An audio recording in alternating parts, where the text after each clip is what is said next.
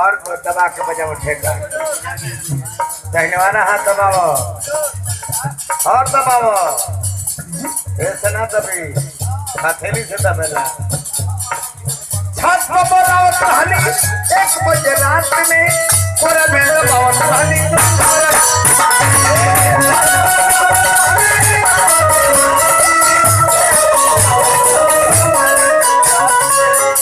जमाना रहे के चाहे के कोरा में सतावत रही उस जमाने के चाहे से प्यार करत रही अब उस जमाने बाटे ना काहे से तू बोले लायक पड़ा ना तू 10 दुआरी दौड़ के जाता तू एगो दुआरी में तब चाहे से प्यार करती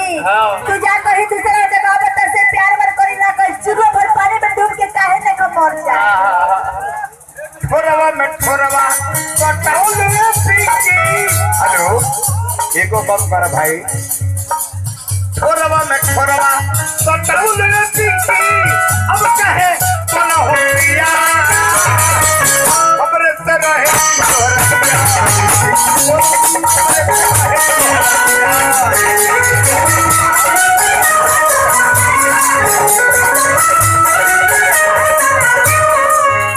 अभी अभी पुरस्कार हमारा चौधरी जी देने संग संग हमारे भाई आयल बना चंद्र कुंवर जी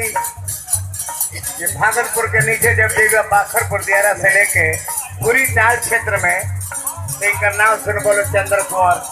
कभी चल जीवो कभी तो चंद्र कुंवर के नाम कोई जा रहा सबके सुने के मिली 25 किलोमीटर में वो हमारे चंद्र कुंवर जी हैं 1000 रुपये पुरस्कार हमारा के देने हार्दिक अभिनंदन शुभकामनाएं छोरवा में छोरवा अब कहे बोलो हमारे से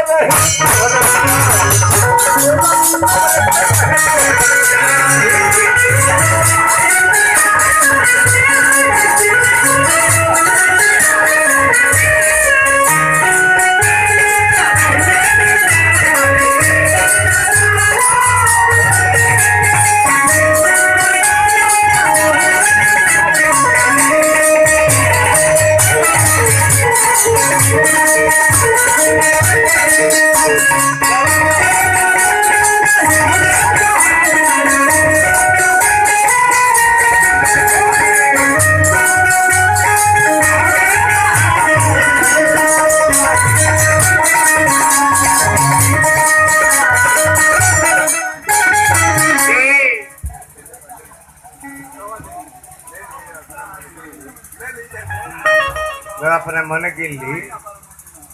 ऐसे जो हमने के गाय गावत है नहीं जा तेरा खुजरा किने में गाय तो हमारे को पीढ़ी पास न जाई रवा गिन ली आज 500 को जो फत और बात दिल तो हर हट है हमारे खातिर पागल अब कहे रहमर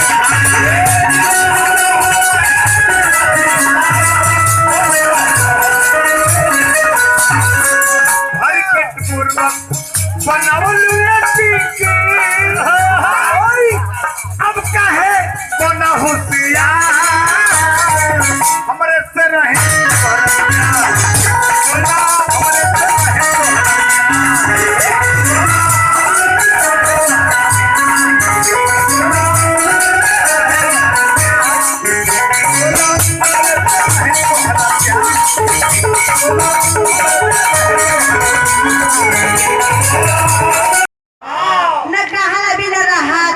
उगिल दे बपिया उगिल दे खाई है नहीं घरे ले जाई है ना नहीं मेरे बस के दोस्त नहीं के का दोस्त बा है अब के मौगी हां अब भर गांव के भौजी हेलो बाप रे बाप का हो चैत के महीना चढ़ा बा फागुन के महीना बीत गई हां गांव ने करा के सये जी प्रदेश में चल गई नहीं भाई नी ना फोन करते ना चिट्ठी भी ना करते नहीं हां सोरहो सिंगार देह पर भारी लगता हेलो का कही ये सखी बोला ये सखी मान्य श्री अश्विनी मिश्रा जी 200 रुपया का पुरस्कार का कही बोला ये सखी 5 की लहंगा देह पर बहाना लगता तो खोल के फेंक दे लंगोटा पे हो जो कलाई में के चूड़ी बते और चूड़ी नहीं चुभता और के विधवा हो जो मटर के छेमी बते और करेजा पर छेनी नहीं चुभता लीली घोल छड़ियों के खा जा जब भोर होता कोयलर के बोली सुनतनी बाप रे बाप, कोयलर के बोली सुन के कलेजा में हमारा हुक उठ जाता है। तो धक धक घाटी डाल दे।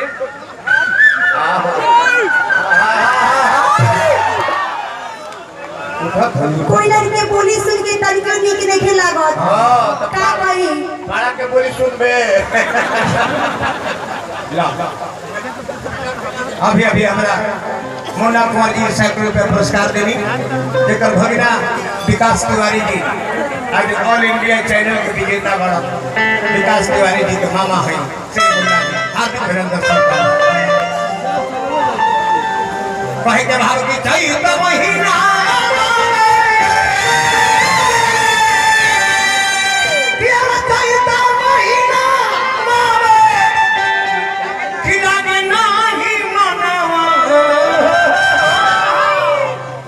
घरे नहीं आवे लगे साजन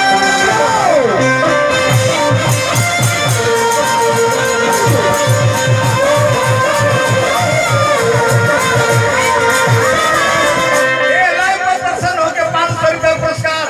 खरहटार के पूर्व मुखिया श्री तेजनारायण झा जी भेजे होने वाली हार्दिक अभिनंदन शुभकामना। चैता महीना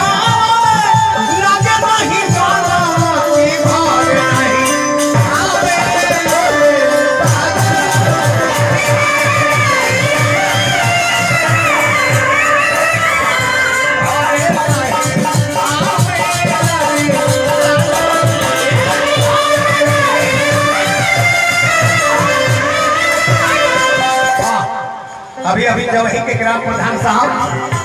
शिवे बाबा 500 रुपया पुरस्कार भेजनी शिवे परिवार के बाद बाप होने के आशीर्वाद की प्रतीक्षा सिमरी से हमारे राय परिवार भाजपा नेता श्री दमदम राय जी लक्ष्मी नारायण दुबे जी राधे करे के स्टेट बैंक हमारे राय परिवार से हजारों हजार रुपया पुरस्कार आई